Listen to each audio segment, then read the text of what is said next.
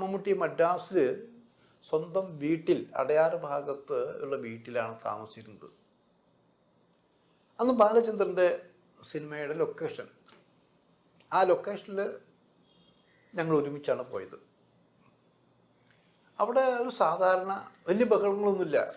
ബാലചന്ദ്രൻ ഇത്രയും പ്രശസ്തനായ സംവിധായകനാണ്, വലിയ ബഹളങ്ങളൊന്നുമില്ല. മമ്മൂട്ടി ചെല്ലുന്നു, മമ്മൂട്ടിയെ എങ്ങനെ സ്വീകരിച്ചിരുന്നു, അവർ സംസാരിക്കുന്നു ഓരോരോ കാര്യങ്ങൾ, പിന്നെ വർക്ക് നടന്നുകൊണ്ടിരിക്കുകയാണത്. ഇതൊക്കെ നമ്മളൊരു കാഴ്ചക്കാരനായിട്ട് നമ്മൾ കണ്ടുകൊണ്ടിരിക്കുകയാണത്. കാരണം ആ തമിഴ് സംവിധായകൻ ബാലചന്ദ്രൻ ഇത്രയും വലിയ സംവിധായകനായിട്ട് പോലും മമ്മൂട്ടി എന്നുള്ള നായക നടനോട് കാണിക്കുന്ന താല്പര്യം, സ്നേഹം, റെസ്പെക്റ്റ്, ഇതൊന്നും നമുക്ക് കാണാതിരിക്കാൻ വയ്യ. മൊത്തത്തിൽ തമിഴ് സിനിമ അങ്ങനെയാണത്.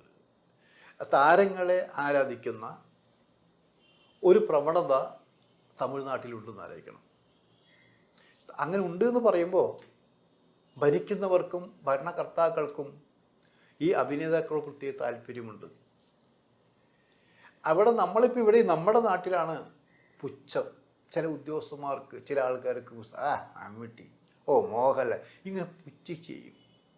അവിടെ നമ്മൾ ഒരു വണ്ടി ഓടിച്ചു പോവാണ്, മമ്മൂട്ടി ആയിക്കോട്ടെ അല്ലെങ്കിൽ വേറൊരാളായിട്ടെ കാർ ഓടിച്ചു പോയി ലൈൻ തെറ്റിപ്പോയി കഴിഞ്ഞാൽ അവർ പറയും, സാർ ഈ വഴിക്കല്ല പോകേണ്ടത്, അല്ലെങ്കിൽ ഇപ്പോൾ പൊക്കോളൂ, നാളെ ഇങ്ങനെ വരരുത് എന്ന് ആശ്വാസ വാക്കുകൾ പറഞ്ഞ് സെല്യൂട്ട് അടിച്ചിട്ടാണ് പറഞ്ഞയക്കുക.